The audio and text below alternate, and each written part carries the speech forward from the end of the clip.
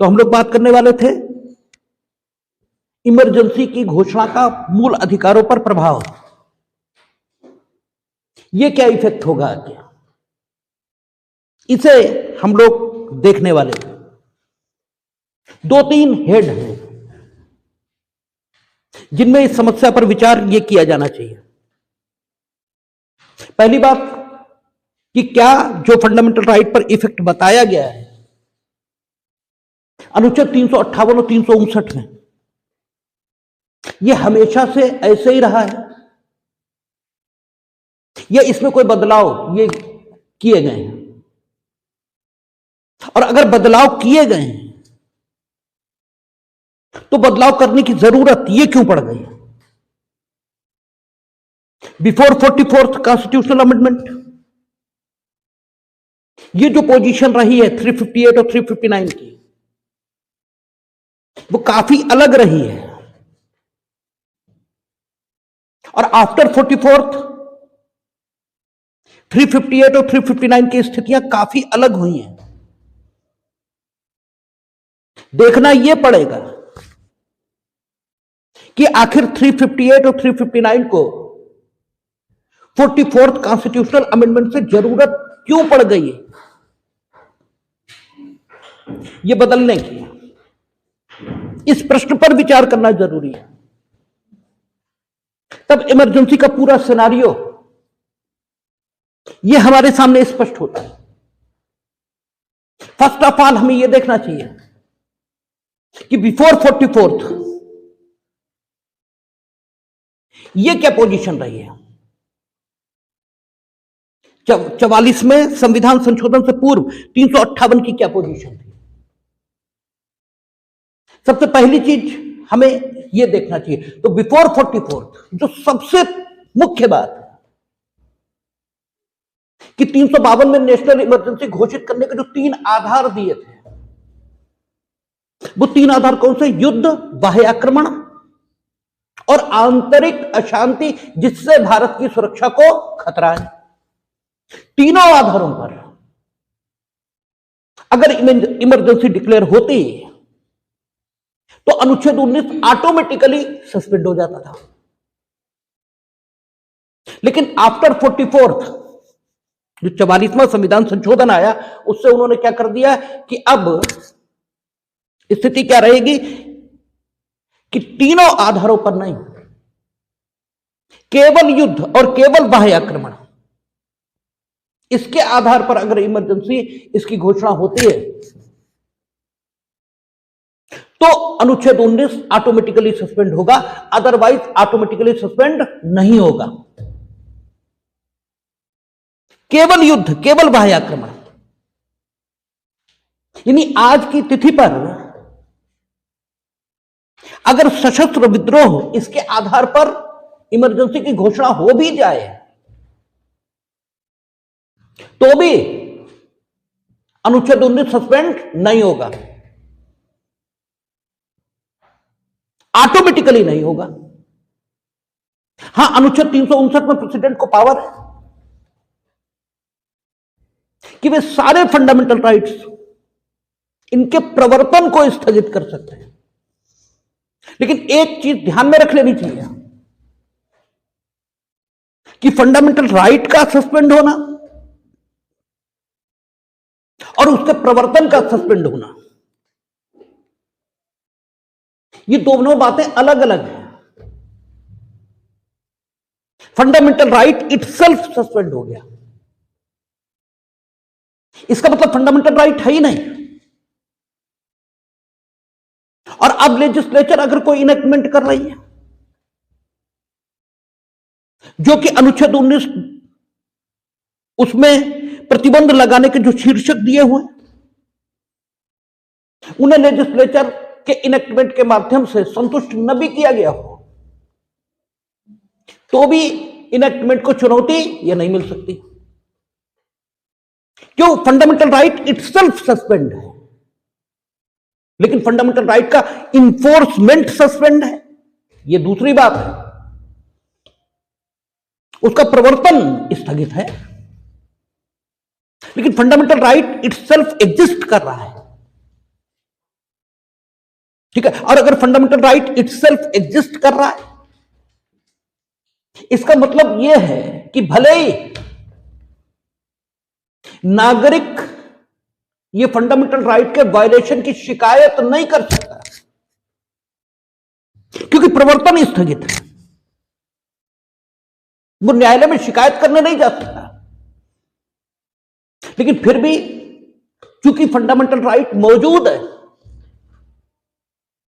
इसलिए लेजिस्लेचर और एग्जीक्यूटिव को फंडामेंटल राइट का सम्मान करना चाहिए। It is the moral obligation. ठीक है, हम शिकायत नहीं कर सकते, तो क्या आदमी को सेल्फ कंट्रोल्ड ये नहीं होना चाहिए? तो अनुच्छेद 358 और 359 के बीच का एक अंतर तो प्रमुख है, जिसको हमें ध्यान में रख लेना चाहिए। दोनों फंडामेंटल राइट उस दशा की बात करते हैं जबकि देश में आपात की उद्घोषणा प्रवर्तन में है। दोनों आर्टिकल्स उसी की बात कर रहे हैं, लेकिन फिर भी कुछ अंतर है। अनुच्छेद 358 यह अनुच्छेद 19 को इटसेल्फ सस्पेंड कर देता है, और अनुच्छेद 359 इटसेल्फ सस्पेंड नहीं करता है, बल्कि क्या करता है, केवल प्रवर्तन स्थगित होता है, इन्फोर्समेंट यह नहीं कराया जा सकता। फंडामेंटल राइट इटसेल्फ सस्पेंड नहीं है।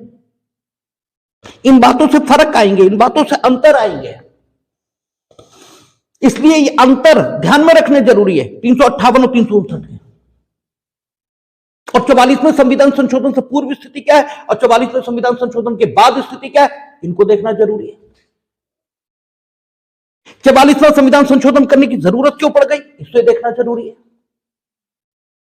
अब देखिए अनुच्छेद 359 में ये जो शब्द लिखे हैं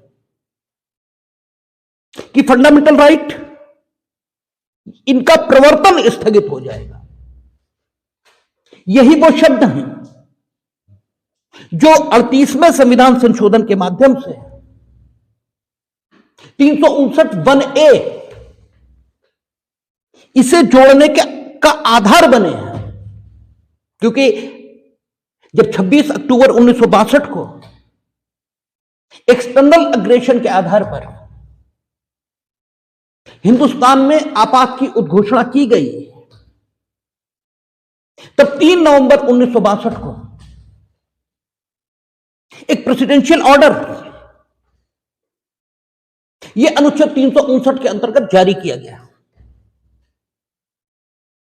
और अनुच्छेद 359, ठीक है, इसमें प्रेसिडेंशियल ऑर्डर के माध्यम से 14, 21 और 22 इसका प्रवर्तन स्थगित कर दिया, और यह कहा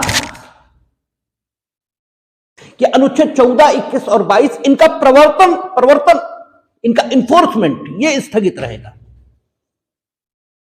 इसका मतलब यह हुआ कि 14, 21, 22 अगर वायलेट होते हैं तो आप शिकायत नहीं कर पाएंगे, लेकिन 14, 21, 22 रहेंगे।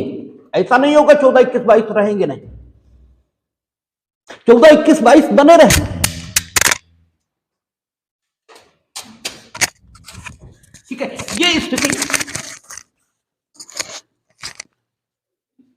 1962 में निर्मित हुई। 14, 21, 22 इसका प्रवर्तन स्थगित रहेगा, लेकिन 14, 21, 22 सस्पेंड नहीं रहेंगे। हुआ क्या, 1962 में जो प्रेसिडेंशियल ऑर्डर जारी किया गया उसमें यह लिखा गया कि अगर भारत सरकार डिफेंस ऑफ इंडिया एक्ट या डिफेंस ऑफ इंडिया एक्ट के अंतर्गत बनाए गए रूल्स, इसके अंतर्गत किसी को प्रिवेंटिव डिटेंशन में भेजती है, तो उस व्यक्ति के 14, 21 और 22 ये सस्पेंड रहेंगे। ठीक है, 14, 21, 22 सस्पेंड रहेंगे, ये नहीं, ठीक है, ये बोलना ठीक नहीं है। उस व्यक्ति का 14, 21, 22 का प्रवर्तन ये स्थगित रहेगा, ये कहा गया। यानी 14, 21, 22 का प्रवर्तन ये स्थगित हुआ।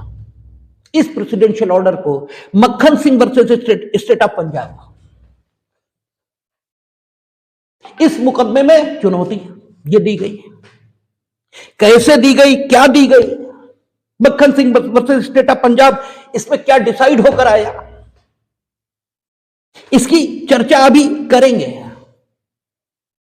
यहां पर जो प्रासंगिक है वो सिर्फ इतना कि मक्खन Singh versus state of Punjab में सुप्रीम कोर्ट ने यह स्वीकार किया कि चूंकि अनुच्छेद 359 सिर्फ प्रवर्तन को स्थगित करने की बात करता है, तो 14, 21, 22 इसका प्रवर्तन वो व्यक्ति नहीं करा सकता जिसे डिफेंस ऑफ इंडिया रूल या डिफेंस ऑफ इंडिया एक्ट के अंतर्गत प्रिवेंटिव डिटेंशन में रखा गया है। सिर्फ प्रवर्तन नहीं करा सकता। लेकिन जिस दिन इमरजेंसी नहीं होगी, ठीक है, कोई दिन तो होगा जिस दिन इमरजेंसी नहीं होगी।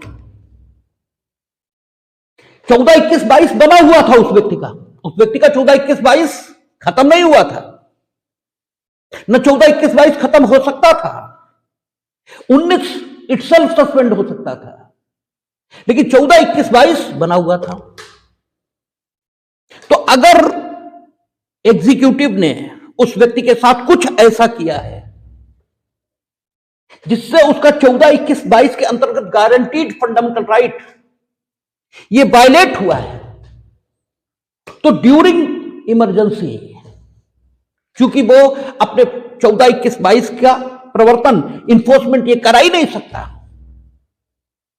इसलिए उस समय तो नहीं, लेकिन जिस दिन इमरजेंसी खत्म हो गई उस दिन वो 14, 21, 22 के आधार पर जो उसका वायलेशन हुआ था उसके 14, 21, 22 का, उसके आधार पर डैमेज ये क्लेम कर पाएगा। ठीक है, क्योंकि 14, 21, 22 उसका सस्पेंड नहीं था, 14, 21, 22 बना हुआ था।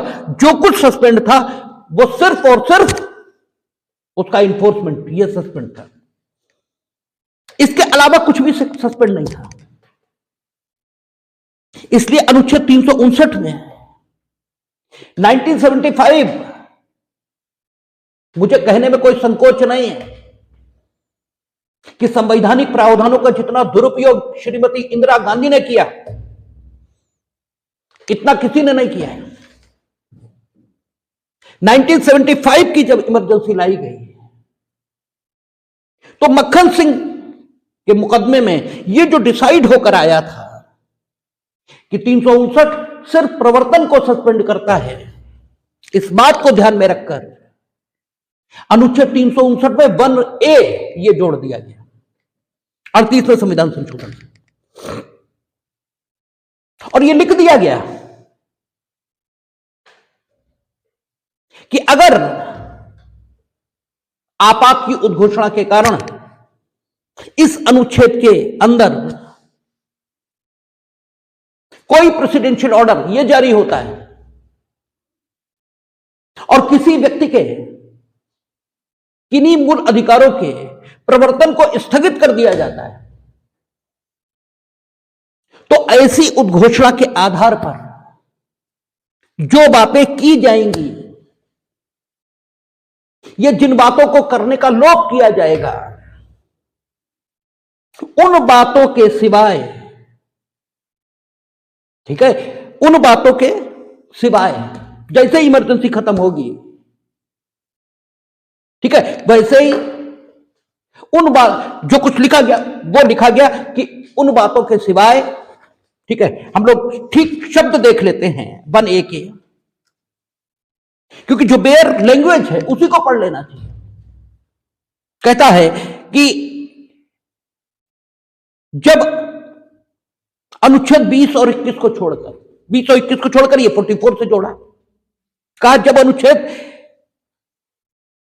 जब भाग 3 द्वारा प्रदत्त किन्हीं अधिकारों को उल्लिखित करने वाला खंड 1 के अधीन किया गया आदेश प्रवर्तन में है, तब उस भाग में उन अधिकारों को प्रदान करने वाली कोई बात इस भाग में यथा परिभाषित राज्य को कोई ऐसी विधि बनाने की या कार्यपालिका कार्यवाही करने की शक्ति को, जिसे वह उस भाग में अंतर्विष्ट उपबंधों के अभाव में बनाने या करने के लिए सक्षम होता, निर्बंधित नहीं करेगी। किंतु इस प्रकार बनाई गई विधि पूर्वोक्त आदेश के प्रवर्तन में न रहने पर अक्षमता की मात्रा तक उन बातों के सिवाय तुरंत प्रभावहीन हो जाएगी जिन्हें विधि के इस प्रकार प्रभावहीन होने के पहले किया गया है या करने का लोभ किया गया है। इसमें 44th कॉन्स्टिट्यूशनल अमेंडमेंट से भी थोड़े परिवर्तन लाए। 38वें संविधान संशोधन से इसमें जो जोड़ा गया था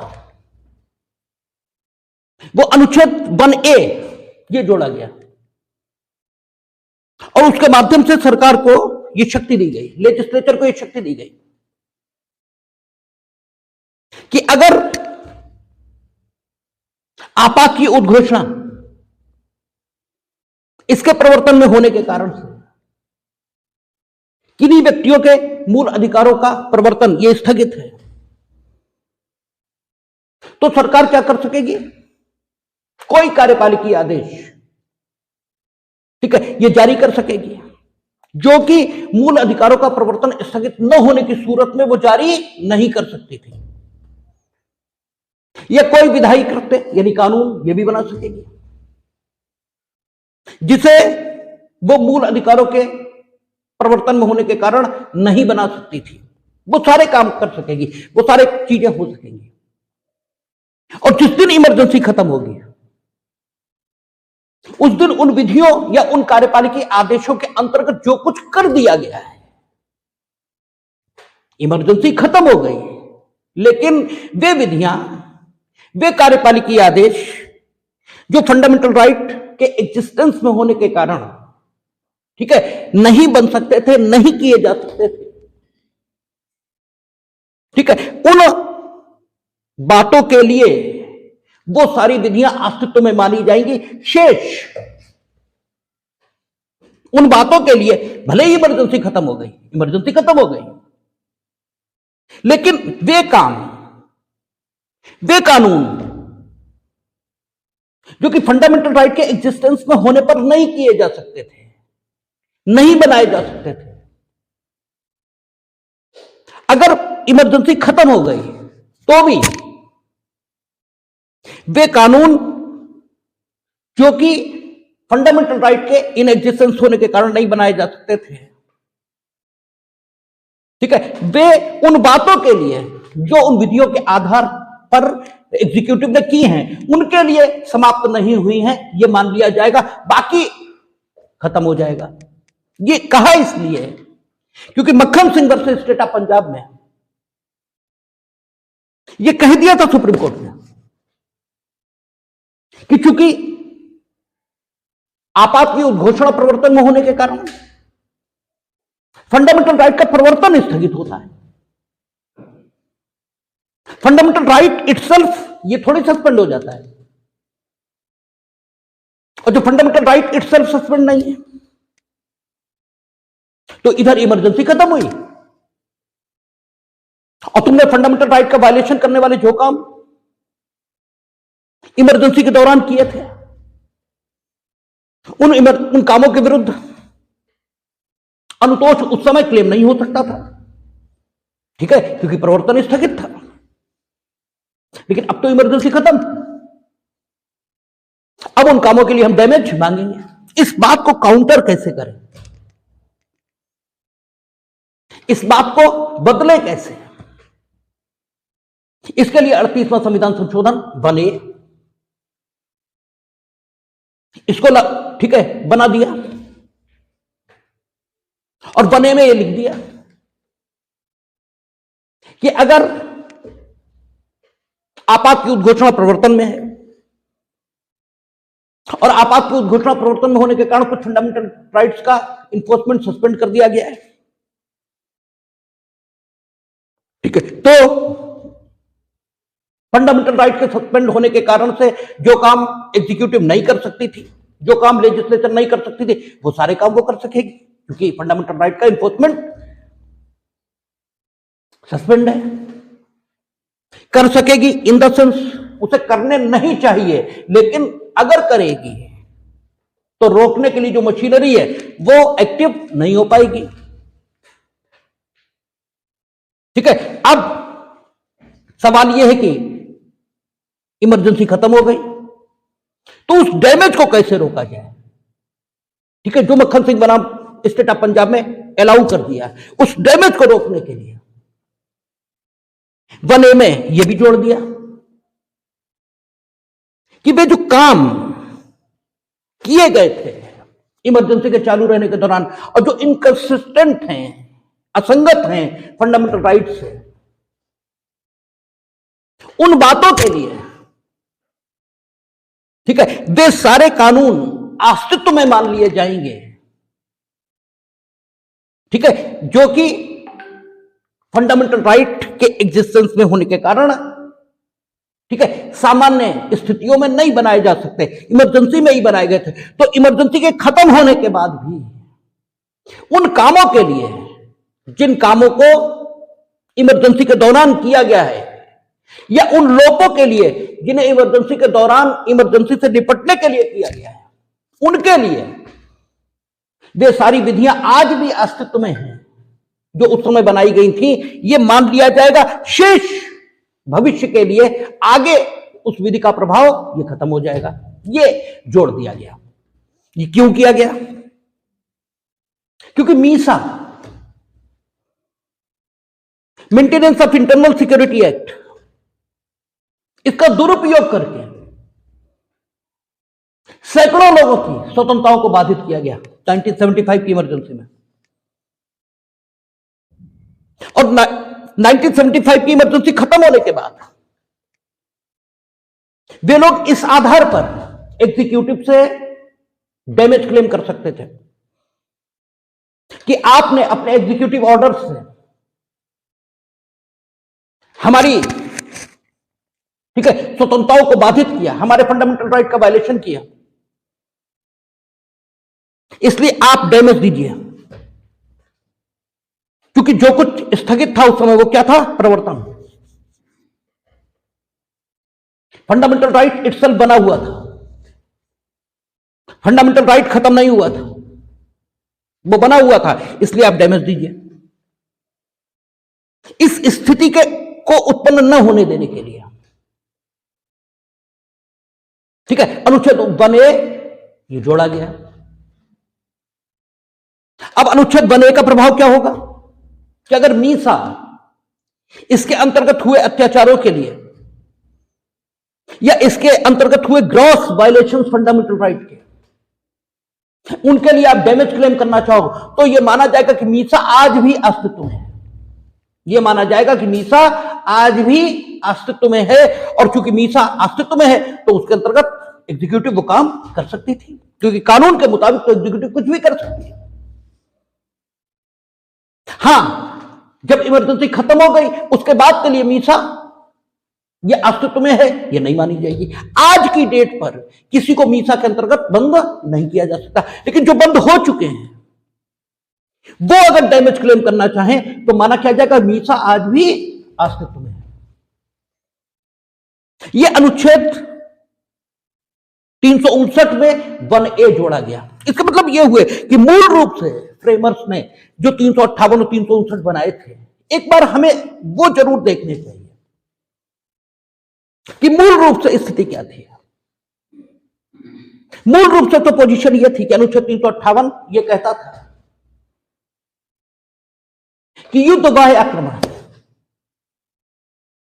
या आंतरिक अशांति जिससे भारत की सुरक्षा को खतरा हो, इन तीन में से किसी भी आधार पर अगर आपात की उद्घोषणा यह भारत में लागू हुई तो स्थिति क्या बनेगी कि फंडामेंटल राइट इन जो अनुच्छेद 19 में है वो इटसेल्फ सस्पेंड हो जाएगा, अपने आप सस्पेंड हो जाएगा।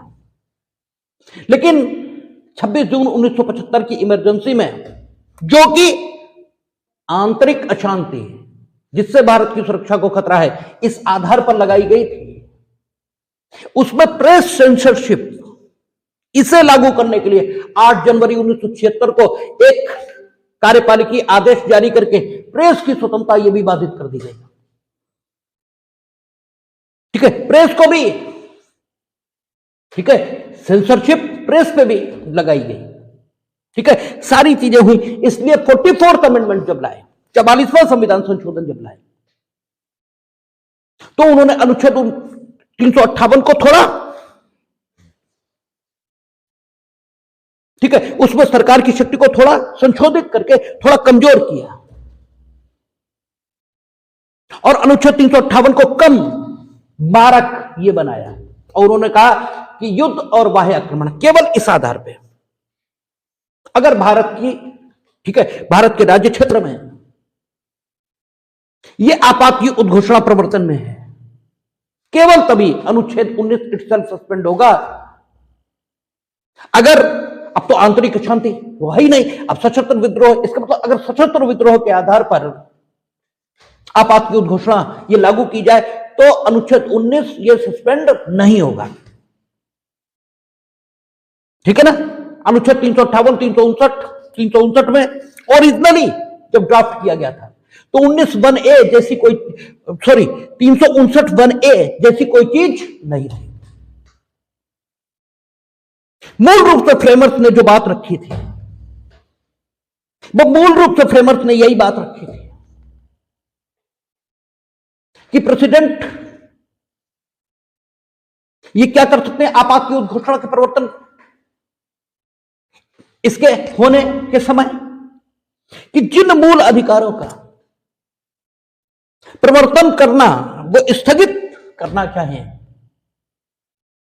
उन मूल अधिकारों का इन्फोर्समेंट, बाकी मूल अधिकार नहीं, उन फंडामेंटल राइट्स का इन्फोर्समेंट वो सस्पेंड कर सकते हैं। मूल रूप से फ्रेमर्स ने ये कहा था और फ्रेमर्स की इस बात को आधार बनाकर जब मक्खन Singh versus state of Punjab में सुप्रीम कोर्ट ने यह कहा कि चूंकि प्रवर्तन स्थगित है, मूल अधिकार स्थगित नहीं, इसलिए अगर आपने कोई ऐसी कार्यपालिकी कार्रवाई या कोई ऐसी विधायी कार्रवाई की जो फंडामेंटल राइट से असंगत है तो जैसे ही प्रवर्तन का अधिकार फंडामेंटल इमरजेंसी के बाद मिलेगा तत्काल आपको डैमेज देने होंगे। इस बात को काउंटर करने के लिए 1A ये जोड़ दिया गया, ठीक है। अनुच्छेद 39 में किसने 38वां संविधान संशोधन, इंदिरा गांधी, श्रीमती इंदिरा गांधी, उन्होंने जोड़ा है। उसके बाद एक मूल रूप से जो अनुच्छेद 358 था बिफोर 1978, ठीक है, वो क्या कहता था, ठीक है, वो कहता था कि चूंकि अनुच्छेद 19 ऑटोमेटिकली सस्पेंड हो जाएगा अगर आपात की उद्घोषणा प्रवर्तन में आई, तो स्थिति यह बनेगी कि लेजिस्लेचर और एग्जीक्यूटिव अनुच्छेद 19 की मौजूदगी के कारण जिन कामों को नहीं कर सकते, यानी नागरिकों के जो अनुच्छेद 19 की 6 स्वतंत्रताएं हैं उनसे असंगत कोई कानून अगर वो बनाती हैं और प्रतिबंध लगाने के शीर्षक हैं उनको वो कानून संतुष्ट नहीं करता है तो वे वैसा कानून नहीं बना सकते। नॉर्मल डेज ये है, लेकिन अगर इमरजेंसी की घोषणा प्रवर्तन में तो वे, चूंकि अनुच्छेद 19 इटसेल्फ सस्पेंड हो गया, अब है ही नहीं अनुच्छेद 19, तो वे ऐसे सारे कानून बना सकेंगी जो कि आपका किससे, चाहे प्रतिबंध के शीर्षकों को संतुष्ट करती हो या न करती हो अनुच्छेद 19 के, लेकिन इसके बाद भी अगर अनुच्छेद 19 पर कोई विपरीत प्रभाव पड़ रहा है तो कुछ नहीं किया जा सकता क्योंकि अनुच्छेद 19 इटसेल्फ सस्पेंड है, ठीक है। अनुच्छेद 19 इटसेल्फ सस्पेंड है, लेकिन इस बात को पढ़ा कैसे जाना चाहिए, इस बात को पढ़ा तो ऐसे जाना चाहिए, इमरजेंसी जब लगी है, जब इमरजेंसी लगी है, अनुच्छेद 19 तो तब सस्पेंड हुआ ना। अनुच्छेद 19 कब सस्पेंड हुआ, जब as soon as the declaration of the president come into existence, तब सस्पेंड हुआ। इसका मतलब इस इमरजेंसी के ड्यूरेशन में अगर कोई कानून बनता है और वह अनुच्छेद 19 के विरोध में है, ठीक है, इस ड्यूरिंग इमरजेंसी कोई कानून अगर बनता है और वह इमरजेंसी के विरोध में है तो उस कानून को चैलेंज नहीं किया जा सकता, क्योंकि अनुच्छेद 19 इटसेल्फ सस्पेंड है। लेकिन अगर कोई कानून इमरजेंसी से पहले का है, अगर कोई कानून इमरजेंसी से पहले का है और उस कानून में कोई एग्जीक्यूटिव एक्शन ये लिया गया है, क्योंकि आप जानते हैं कार्यपालिका सरकार कानून के आधार पर काम करती है, कार्यपालिका बिना कानून के कोई काम नहीं कर सकती। ठीक है, तो सवाल यह है कि अगर कोई कानून इमरजेंसी से पहले का है और वह अनुच्छेद 19 के विरोध में होने के कारण शून्य है, ठीक है, उस कानून के अंतर्गत अगर कोई कार्यपालिकी कृत्य यह किया गया है तो उसे इमरजेंसी लगी होने के आधार पर चुनौती नहीं दी जा सकती। यह कैसे कहा जा सकता है? क्योंकि अनुच्छेद 19 क्या कहता है? वो अनुच्छेद 19 सस्पेंड कब हुआ? During emergency. भाई जब इमरजेंसी लग गई ना,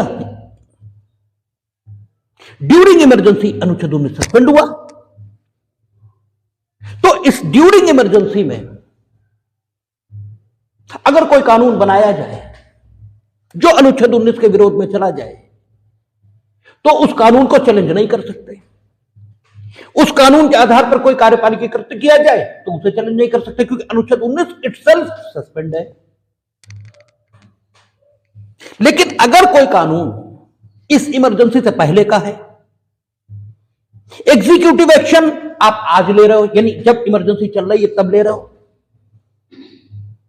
और वो कानून या आपका एग्जीक्यूटिव एक्शन जो उस कानून के आधार पर लिया गया जो इमरजेंसी से पहले बना, वो अनुच्छेद 19 से बाधित हो रहा है, तो उसे शून्य क्यों नहीं डिक्लेयर किया जाएगा? क्योंकि वो ड्यूरिंग इमरजेंसी तो कानून बना नहीं। वो जिस समय बना उस समय तो अनुच्छेद 19 था, और जब उस समय अनुच्छेद 19 था तो उस समय अनुच्छेद 13(2) था। उस समय अनुच्छेद 13(2) क्या कह रहा था? राज्य कोई ऐसी विधि नहीं बनाएगा। इसका मतलब वो कानून तो अस्तित्व में है, ये माना ही नहीं जा सकता। ठीक है ना, वो कानून तो अस्तित्व में माना ही नहीं जा सकता। ये बात भी मक्खन सिंह बनाम स्टेट ऑफ पंजाब में उठाई गई। ये बात भी मक्खन Singh versus state of Punjab में उठी है, और ये बात बेनेट एंड कोलेमन उसमें भी उठी है। आप जानते हैं बेनेट एंड कोलेमन में जो न्यूज प्रिंट की एक पॉलिसी केंद्र सरकार ने बनाई थी, अब वो किस पर बनाई थी? न्यूज प्रिंट कंट्रोल ऑर्डर 1962 उसके आधार पर उस बनाई थी। अब वो न्यूज प्रिंट कंट्रोल ऑर्डर 1962 ये किन कानूनों में जारी किया गया था? आवश्यक वस्तु अधिनियम 1955 और आवश्यक वस्तु अधिनियम 1947, जो दोनों इमरजेंसी से पूर्व के कानून थे। जो बने तब देश में इमरजेंसी नहीं थी, इसलिए बेनेट एंड कोलेमन में अनुच्छेद 19 के विरोध में होने के कारण आप जानते हैं उस न्यूज एंड प्रिंट पॉलिसी को null and void supreme court ने घोषित किया था। क्योंकि स्थिति क्या है कि आपात की उद्घोषणा प्रवर्तन में तब आप कोई एग्जीक्यूटिव एक्शन या लेजिस्लेटिव एक्ट ये करते हैं जो अनुच्छेद 19 के विरोध में है, तो अनुच्छेद 19 इटसेल्फ सस्पेंड है, आप वैसा कर सकते हैं। लेकिन अगर कोई एग्जीक्यूटिव एक्शन आप उस कानून के आधार पर लेते हैं जो इमरजेंसी से पहले बना, तो आप इमरजेंसी के लागू होने का तर्क ये दे ही कैसे पाएंगे? ये तो दे ही नहीं सकते आप। वो तो शून्य है ही। या कोई कानून जो इमरजेंसी से पहले का है उसे आप ड्यूरिंग इमरजेंसी चुनौती देना चाहते हैं इस आधार पर कि वो अनुच्छेद 19 के विरोध में है, ठीक है, तो भी अनुच्छेद 19 या इमरजेंसी बाधक कहां है? क्योंकि वो तो जिस समय बना उस समय तो अनुच्छेद 19 था ना। आप डॉक्ट्रिन ऑफ एक्लिप्स थोड़ी लागू कर देंगे, उस समय तो अनुच्छेद 13(2) लागू हो रहा है। ठीक है ना। और ये कहा जाएगा कि the state has no power to enact such a law. 44th के माध्यम से इसमें भी सुधार लाए, इसमें भी सुधार लाए। अनुच्छेद 358 को और प्रतिबंधित किया, यद्यपि फ्रेमर्स ने भी प्रतिबंध लगाकर ही, ठीक है, अनुच्छेद 358 बनाया था। उन्होंने कहा था कि जब आपात की उद्घोषणा प्रवर्तन में है तब अनुच्छेद 19 ऑटोमेटिकली सस्पेंड माना जाएगा। और वे उसमें जो फ्रेमर्स थे उनकी भावना को आवाज मक्खन सिंह और बेनेट एंड कोलमन दोनों में मिली, और दोनों में यह कहा गया कि भाई उस कानून को जो इमरजेंसी से पहले बना उसकी संवैधानिकता 19 के आधार पर प्रश्नगत की जा सकती है, क्योंकि वो जिस समय बना उस समय इमरजेंसी नहीं थी, उस समय अनुच्छेद 19 था। और उस कानून के अंतर्गत अगर कोई एग्जीक्यूटिव एक्शन लिया जाता है तो उसकी संवैधानिकता, उसकी कॉन्स्टिट्यूशनलिटी, इसको चेक ये भी किया जाएगा। लेकिन फिर भी फ्रेमर्स की इस बात का दुरुपयोग यह हो सकता था। मान लीजिए लेजिस्लेचर एक कानून बना रही है, आपात की उद्घोषणा प्रवर्तन में है, जिस कानून का कोई मतलब इमरजेंसी से नहीं है, कोई मतलब इमरजेंसी से नहीं है, वो सिर्फ और सिर्फ लोगों की आवाज दबाने के लिए बनाया जा रहा है, ठीक है, ताकि लोग बोल ही ना पाए, इसलिए बनाया जा रहा है। तो अब बाद में वो कानून बन गया, अब चुनौती दे रहे हैं उसे, तो माना क्या जाएगा? माना यह जाएगा कि अनुच्छेद 19 चूंकि इटसेल्फ सस्पेंड है इसलिए लेजिस्लेचर ऐसा कर सकती है, या लेजिस्लेचर ने एक कानून बनाया, धोखे से वो अनुच्छेद 19 के विरोध में चला गया, इमरजेंसी चल रही है, इमरजेंसी चल रही है, उसे आप चुनौती दे रहे हैं, उसे आप चुनौती दे रहे हैं। लेकिन चूंकि इमरजेंसी चल रही है, अनुच्छेद 19 इटसेल्फ सस्पेंड है, तो भले ही लेजिस्लेचर ने धोखे से वो कानून बना दिया, फिर भी कुछ नहीं हो सकता, फिर भी कुछ नहीं हो सकता, वो कानून बना रहेगा, ये स्थिति रहेगी। इसीलिए 44th अमेंडमेंट से एक चीज और लाए अनुच्छेद 358 में। अनुच्छेद 358 में उन्होंने कहा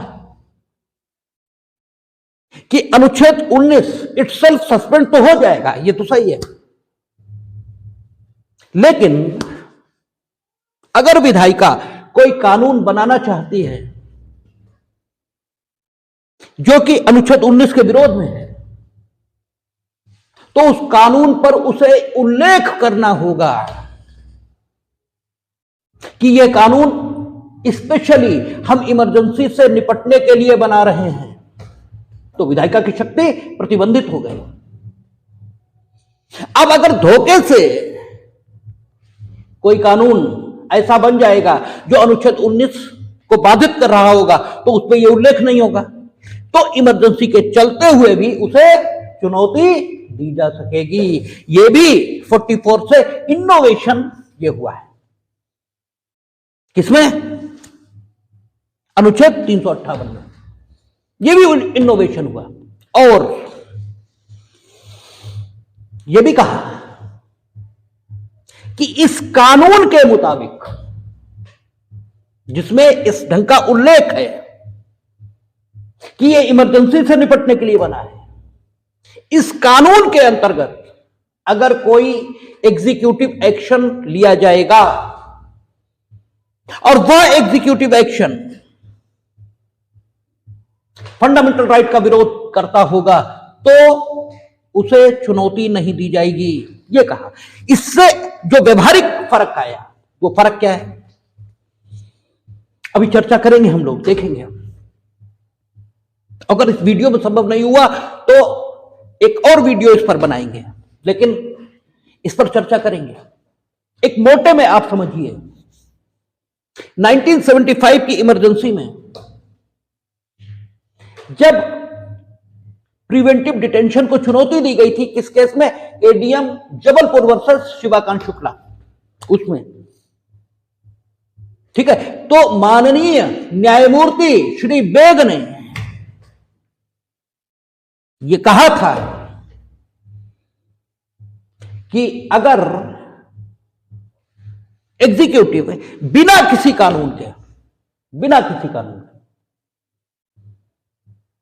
अगर कोई एक्शन लेती है तो भी,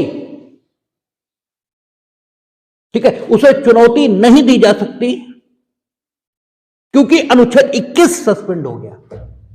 यह वाक्य था जस्टिस बेग का। इस वाक्य को कहने की परिस्थितियां क्या थी, तथ्य क्या थे, हमने कहा अब जरूरत हुई तो एक और वीडियो बनाएंगे, लेकिन आप ये समझ ले ऐसा जस्टिस बेग ने बोला था। क्योंकि उन्होंने यह कहा था कि एग्जीक्यूटिव एक्शन विदाउट लॉ ये भी हो तो भी उसे चुनौती नहीं दी जा सकती क्योंकि 21 सस्पेंड है। जस्टिस बेग का यह कंक्लूजन था। किस परिस्थिति में था, क्या कह रहे थे, क्यों था, तर्क क्या थे, अगर जरूरत हुई तो एक वीडियो और बनाएंगे तब बात करेंगे, लेकिन यह कहा था। और इससे स्थिति क्या आई थी, यानी एग्जीक्यूटिव बिना सीआरपीसी के, बिना किसी कानून में अपराध, ठीक है, करने का आरोप लगाए अगर आपको बंद कर दे। जस्टिस बेग ये कह रहे हैं कि अगर लेजिस्लेचर आपको उठाकर ऐसे ही बंद कर दे, लेजिस्लेचर कह रहे हैं एग्जीक्यूटिव ऐसे ही बंद कर दे तो भी अनुच्छेद 21 के सस्पेंड होने की दशा में कुछ नहीं किया जा सकता, यह कहा है जस्टिस बेग ने। और यहीं पर हमारा मन होता है कि कहें कि यह बेकार की बात है कि सुप्रीम कोर्ट फंडामेंटल राइट का संरक्षक है, कतई नहीं है। सुप्रीम कोर्ट नहीं बल्कि इस देश की जनता ही फंडामेंटल राइट के संरक्षक है। सुप्रीम कोर्ट की भूमिका यह थी 1975 की इमरजेंसी में। वो कह रहे हैं कि विदाउट एनी लॉ, विदाउट, किन संदर्भों में कह रहे हैं चर्चा करेंगे, जरूरत हुई एक वीडियो और बनाएंगे किन संदर्भों में कह रहे हैं, लेकिन कह रहा है सुप्रीम कोर्ट। और उसमें, उस बेंच में जिसमें ये डिसाइड हो रहा है, जस्टिस भगवती भी शामिल हैं। जस्टिस भगवती जो कि बड़े उदार जज माने जाते हैं, जस्टिस कृष्णा अय्यर, जस्टिस भगवती बड़े उदार जज भारतीय न्यायपालिका माने जाते हैं। सोचिए कि जब उदार जज ये कर रहे हैं तो अगर इंदिरा गांधी को सत्ता से बेदखल भारत की जनता ने ना कर दिया होता, ठीक है, तो क्या हुआ होता। और 1977 में सत्ता से बेदखल हुई और 1978 में मेनका गांधी की व्याख्या आ गई, ठीक है। इसके मतलब जनमत का दबाव यही सर्वोपरि है, ठीक है। 1977 ने जनता ने यह मूड प्रदर्शित किया कि वो फंडामेंटल राइट को इस ढंग से क्रश किए जाने के विरोध में है। जुडिशरी की टोन बदल गई और मेनका गांधी डिसाइड हो गए। और मेनका गांधी के डिसाइड होने से लीगल सिनारियो पर क्या असर आया है इसे कहने की जरूरत नहीं है।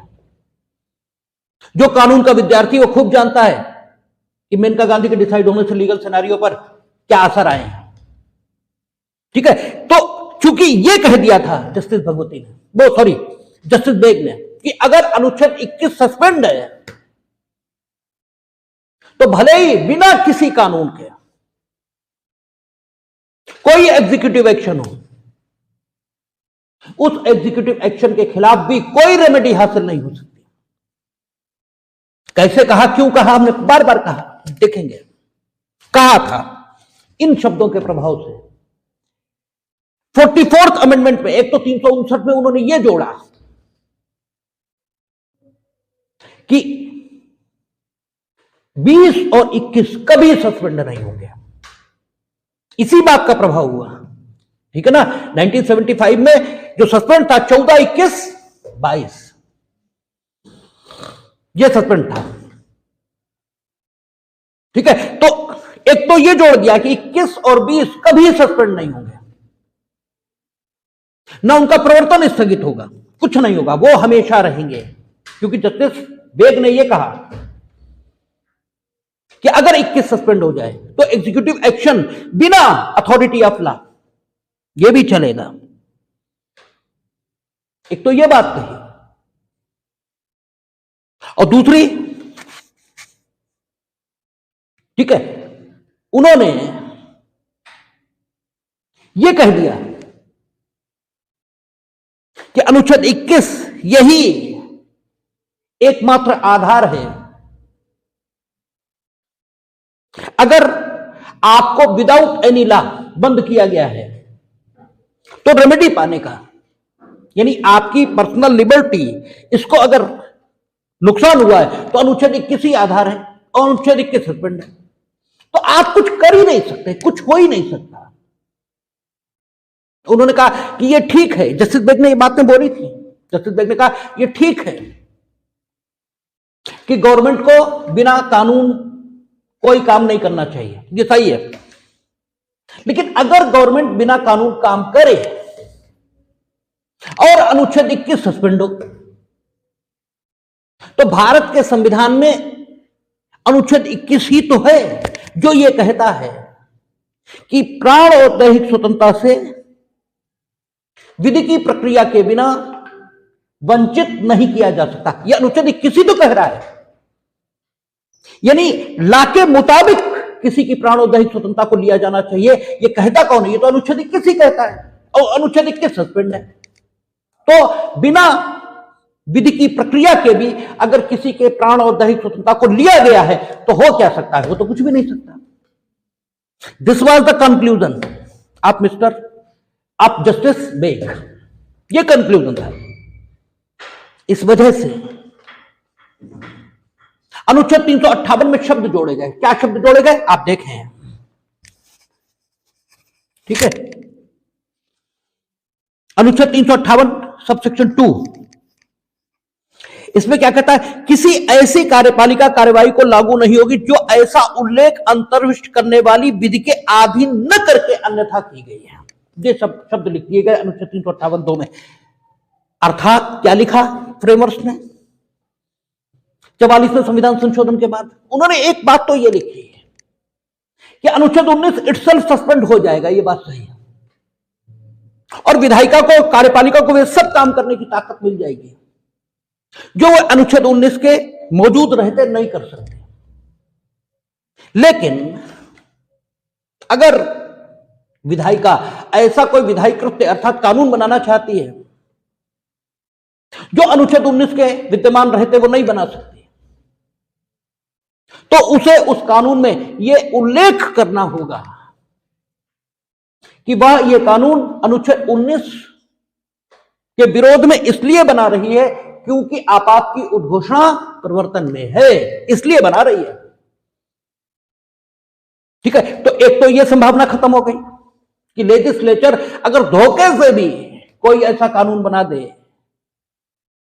जो अनुच्छेद 19 का विरोध करता हो तो उसे भी इमरजेंसी के प्रवर्तन में होने के कारण से चुनौती न दी जा सके। यह संभावना ही खत्म।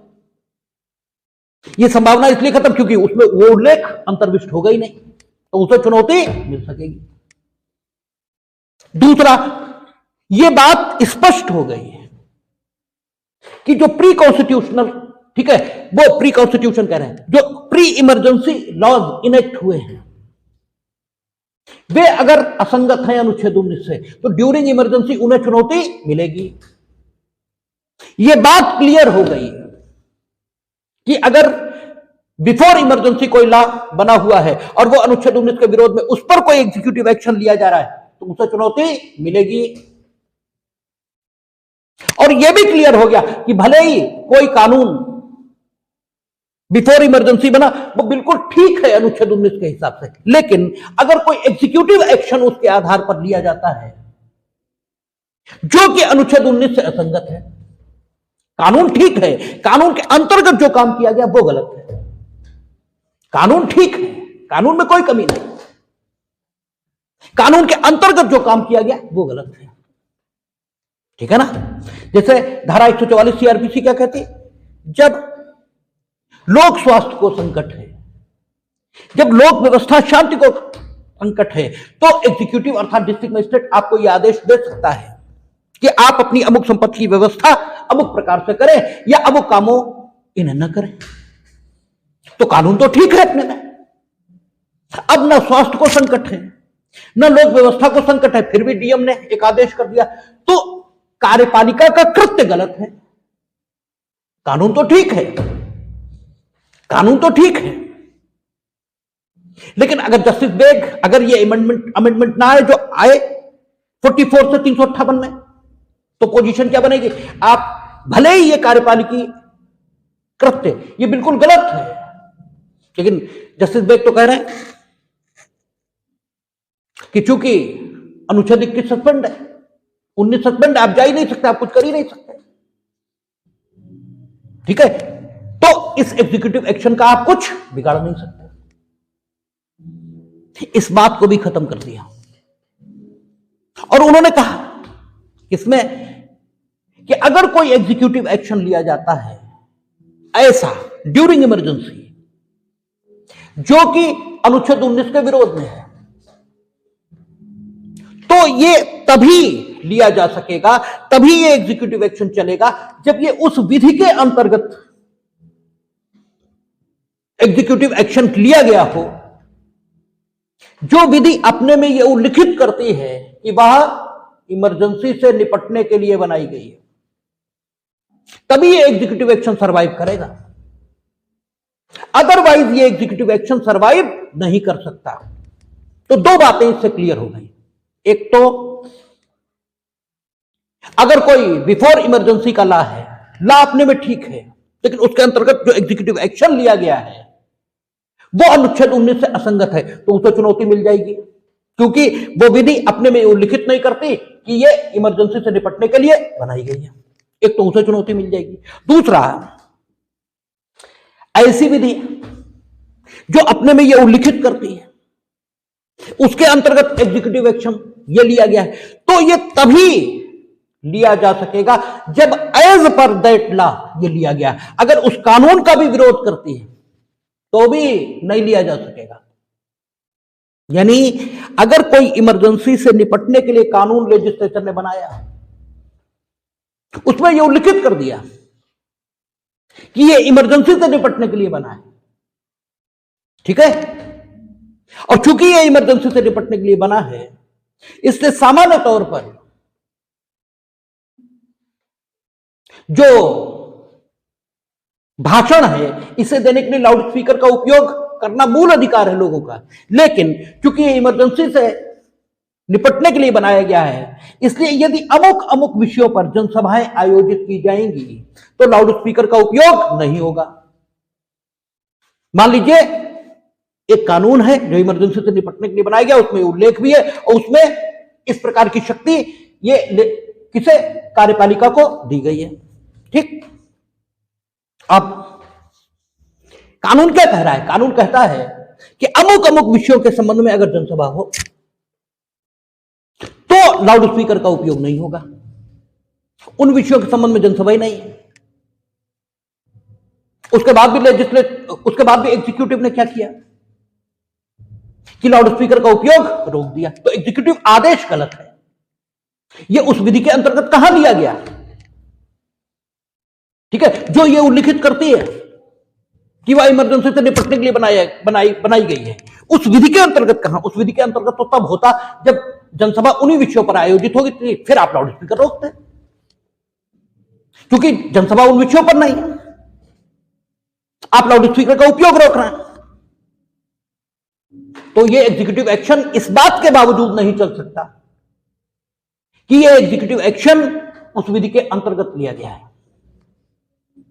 लेकिन अगर यह बात न लिखी जाए तो जस्टिस बेग की वो बात लागू रहेगी, आप इसे चुनौती दे ही नहीं पाएंगे। और वो एग्जीक्यूटिव एक्ट जो अल्ट्रा वायरस है, शक्ति परस्तात है, शक्ति परस्तात अर्थात एग्जीक्यूटिव को उस ढंग का एग्जीक्यूटिव ऑर्डर देने की कोई शक्ति ही नहीं है उस कानून में जो इमरजेंसी से निपटने के लिए बनाई गई है, फिर भी एग्जीक्यूटिव का वो ऑर्डर सरवाइव कर जाएगा अगर ये शब्द ना जोड़े जाएं। इसलिए 44th अमेंडमेंट से 358 में ये शब्द जोड़ दिए उन्होंने, और ये शब्द जोड़कर कहा कि क्या करेंगे, केवल वही एग्जीक्यूटिव ऑर्डर सरवाइव करेंगे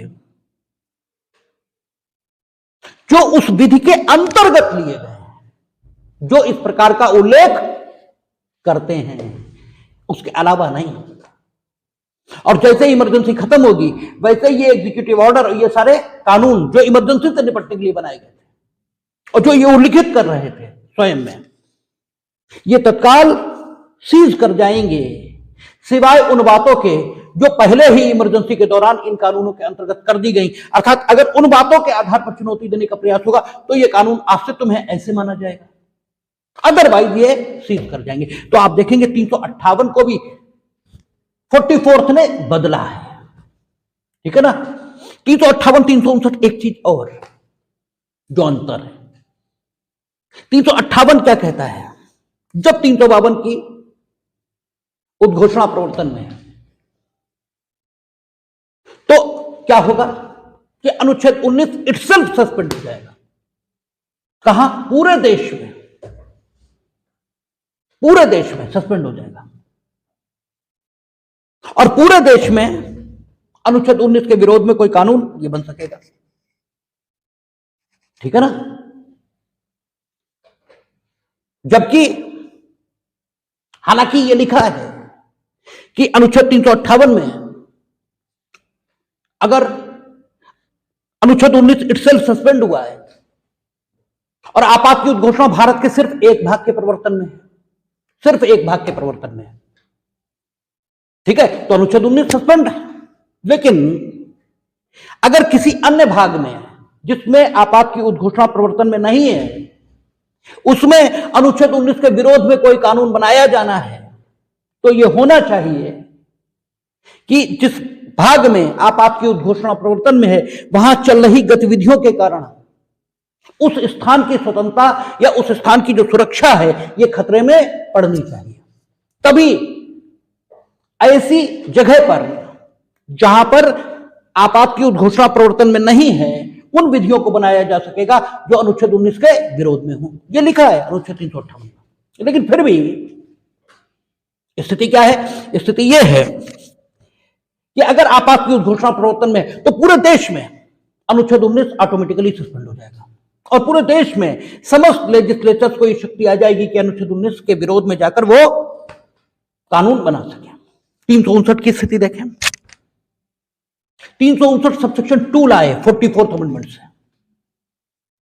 और 359 सबसेक्शन 2 में क्या लिखा कि यह सही है कि भारत या भारत के किसी भाग में अगर आपात की उद्घोषणा प्रवर्तन में है तो राष्ट्रपति आदेश जारी करके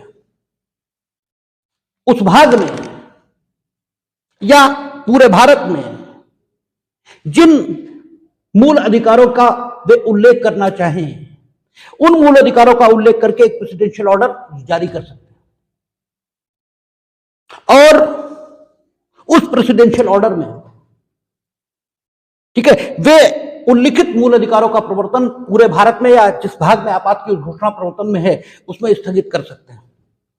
और वे ऐसा भी कर सकते हैं कि अगर भारत के किसी भाग में आपात की उद्घोषणा प्रवर्तन में है तो मूल अधिकारों के सस्पेंशन का वो ऑर्डर जो उन्होंने उस भाग के बारे में जारी किया है, ठीक है, उसके आधार पर भारत के किसी ऐसे भाग में जहां के संबंध में उद्घोषणा नहीं है वहां भी, ठीक है, मूल अधिकारों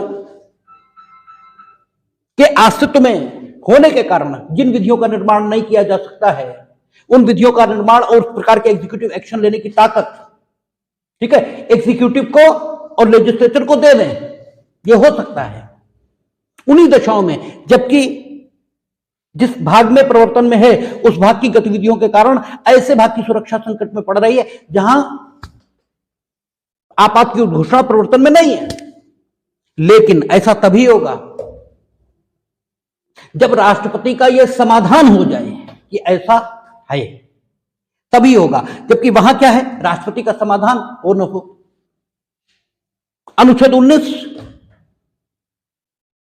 इटसेल्फ सस्पेंड है, हर लेजिस्लेचर को ताकत है,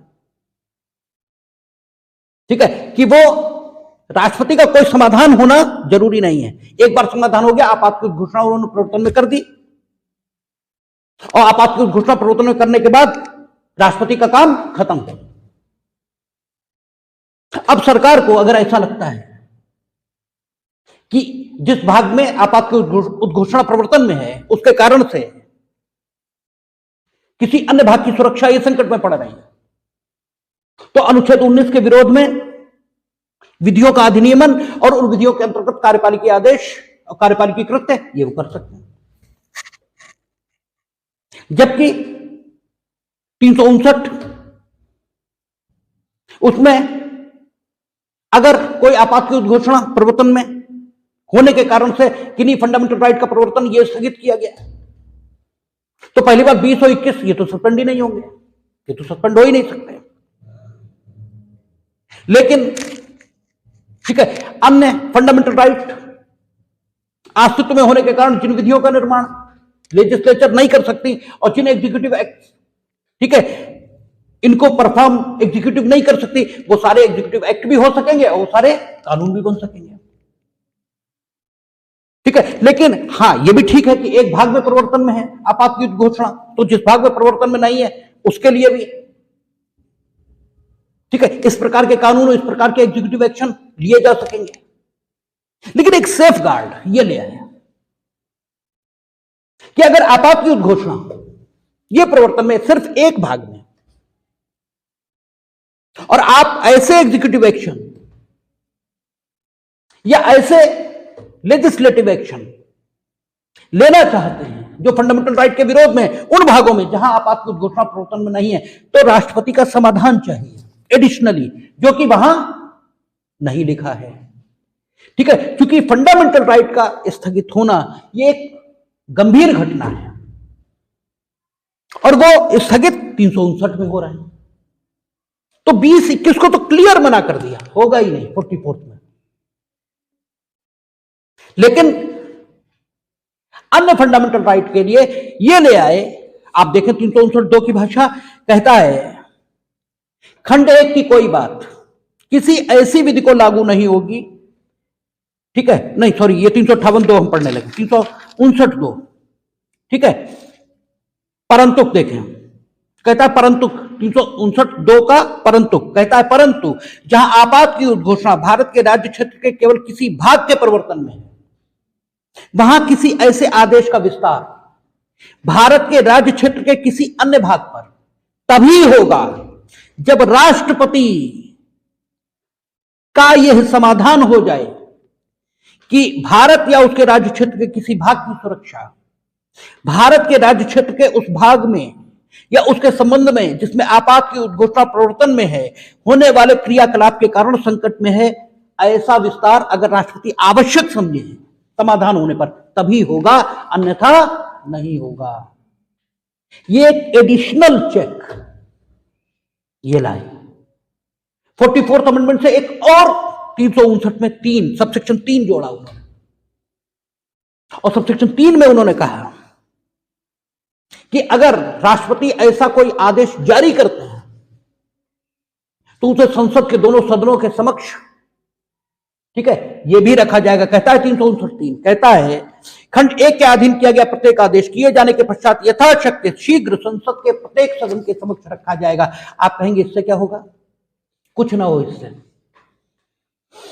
तो कुछ ना हो, संसद कुछ नहीं कर सकती उसमें, लेकिन संसद में जब आएगा डिबेट होगी, ठीक है, डिबेट होगी, अखबारों में छपेगा, टीवी में आएगा, ठीक है, लोकमत का निर्माण होगा। और डेमोक्रेसी में लोकमत बहुत बड़ी चीज है। भगत सिंह ने बम फेंका था असेंबली में और हम कहते हैं वो धारा 121 इसके दोषी नहीं, क्योंकि भगत सिंह का ट्रायल भी आईपीसी की धारा 121 में ही हुआ था भारत सरकार के विरुद्ध युद्ध करने के लिए। हम कहते हैं वो दोषी नहीं है। अगर उन्होंने बम फेंका था तो हम ये क्यों कहते हैं कि वो दोषी नहीं है? तब तो जो फांसी हुई ठीक हुई, कानून के मुताबिक नहीं हुई ठीक, इसलिए नहीं हुई क्योंकि उन्होंने भारत सरकार के विरुद्ध युद्ध किया ही नहीं था। कानून क्या कहता है? भारत सरकार के विरुद्ध युद्ध अगर कोई कर रहा है, ठीक है, तो उसे फांसी की सजा दी जाएगी। आप साबित करें भारत सरकार के विरुद्ध युद्ध कर रहे थे, और चीजें साबित होती हैं सबूतों से। भगत सिंह उन्होंने कहा फेंके थे बम जिस जगह पर लोग नहीं बैठे थे, उनका हाथ को हिल नहीं गया था, जानबूझकर उन्होंने उसी जगह पर फेंके थे। इसके मतलब लोगों की हत्या, भारत सरकार के विरुद्ध युद्ध, यह उनका लक्ष्य नहीं था। उनका लक्ष्य यह था कि विधायिका जिसे जन कल्याण के मुद्दों पर चर्चा करनी चाहिए, एग्जीक्यूटिव जिसे जन कल्याण पर ध्यान देना चाहिए, जिसे समानता देनी चाहिए, वो नहीं दे रही, और विधायिका में उन विषयों पर चर्चा नहीं हो रही। और हम कुछ कह रहे, आज यूट्यूब है, फेसबुक है, अभिव्यक्ति के अनेक माध्यम हैं। भगत सिंह के जमाने में अभिव्यक्ति के ये माध्यम नहीं थे, अखबार एकमात्र माध्यम था, और अखबार बड़ी घटना छापेगा। घटना बड़ी हो जाए सिर्फ इसलिए, ठीक है, उन्होंने बम फेंके थे, तो उन्होंने भारत सरकार के विरुद्ध युद्ध नहीं किया था। ऐसे ही आज जब अभिव्यक्ति के इतने माध्यम हैं, तो अगर 359 में आपात की उद्घोषणा प्रवर्तन में होने के कारण किन्हीं फंडामेंटल राइट का प्रवर्तन आप स्थगित करेंगे, कोई बाध्यता तो है नहीं, कोई जरूरी तो है नहीं कि इमरजेंसी आई तो आप फंडामेंटल राइट का प्रवर्तन स्थगित ही कर दें। जरूरत हो तो करें, ताकत काहे के लिए होती है, जरूरत हो तो ऐसा करिए। तो अगर राष्ट्रपति बिना जरूरत मूल अधिकारों के प्रवर्तन को स्थगित करेंगे, तो संसद के दोनों सदनों के समक्ष जब उसे रखा जाएगा, छीछा लेदर होगी और वो अभिव्यक्ति के सभी मंचों पर आएगी। उससे लोकमत का निर्माण होगा, और लोकतंत्र में लोकमत बहुत बड़ा दबाव है। एक एडिशनल चेक 44th अमेंडमेंट से लाए 359 में, और 359 में 1B ये भी जोड़ा 44th अमेंडमेंट से, और वो भी जस्टिस बेग के कारण जुड़ा है, वो भी जस्टिस बेग के कारण जुड़ा है।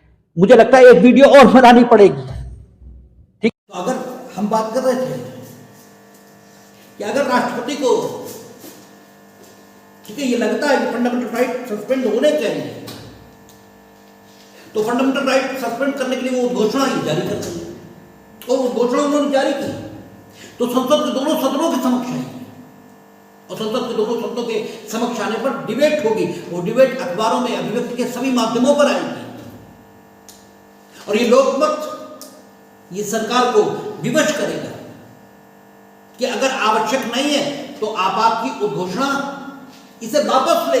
ये भी 44th अमेंडमेंट में लाया गया, 44th अमेंडमेंट से ये भी जोड़ा कि आपात की घोषणा अगर प्रवर्तन में है तो राष्ट्रपति आदेश जारी कर सकते हैं कि अमुक फंडामेंटल राइट्स ये सस्पेंड रहेंगे, पूरे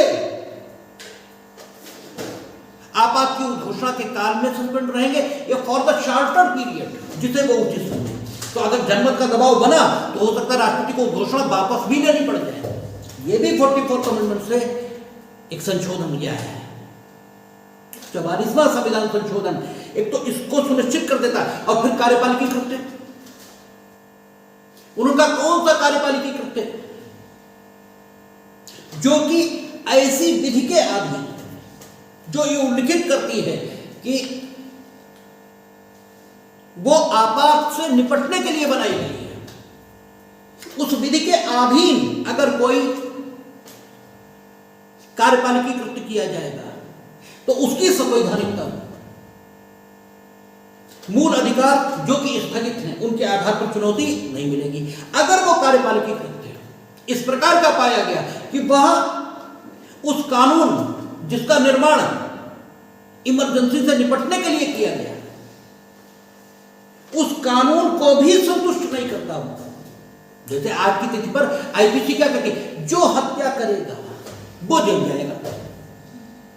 तो आपने हत्या की या इस बात के सबूत तो होने चाहिए प्रथम दृष्टया, तब आपको जेल भेजा जाए। अगर आपको जेल भेज दिया गया इस बात के आधार पर कि आपने हत्या की और हत्या के प्रथम दृष्टया सबूत भी उपलब्ध नहीं, तब तो आपको निराधार जेल भेजा गया। जस्टिस बेग ने यही कहा कि चूंकि अनुच्छेद 21 है जो ये गारंटी देता है कि विधि की स्थापित प्रक्रिया से ही किसी की प्राणोदय स्वतंत्रता का हनन होगा, और 21 इटसेल्फ सस्पेंड कर दिया गया है, इसलिए भले ही विधि की प्रक्रिया के बिना किसी को प्राणोदय स्वतंत्रता से वंचित किया गया हो, फिर भी कुछ नहीं किया जा सकता। That was the mandate. In ADM Shukla.